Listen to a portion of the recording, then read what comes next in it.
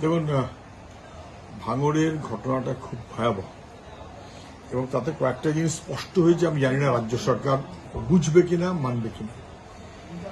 তৃণমূলের নেতা খুন হয়ে গেল। যাদের দ্বারা খুন হলো, পুলিশ তদন্ত করে যাদের ধরেছে তারা সবাই তৃণমূলের নেতা কর্মী।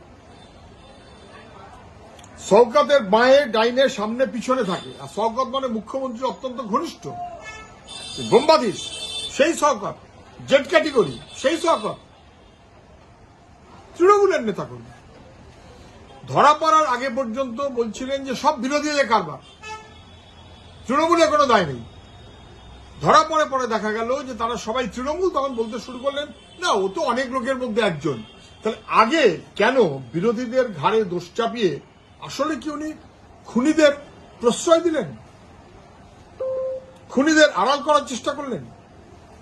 এবং এইটাই বারবার হচ্ছে যে খুনিদের আড়াল করে বা বিরোধীদের ঘাড়ে দোষ চাপাবার মধ্য দিয়ে খুনিদের আড়াল করে, খুনিদের প্রশ্রয় দিয়ে মানুষের নিরাপত্তা এমনকি তৃণমূল কর্মীদের নিরাপত্তাকেও বিঘ্ন করছেন ভয়াবহভাবে। এখন সব ধরা পড়ে গেছে। এখন বলছেন অস্ত্র উদ্ধার হোক। আরে অস্ত্র উদ্ধার হবার আগে আমি পুলিশকে বলবো, আগে তাহলে যে খুনিদের আড়াল করছিল তাকে হেফাজতে নিয়ে তদন্ত করুন। কেন বলেছিল? দোষীদের কেন আড়াল করেছিল? কেন খুনিদের আড়াল করেছিল? এখন তো পরিষ্কার হয়ে গেছে।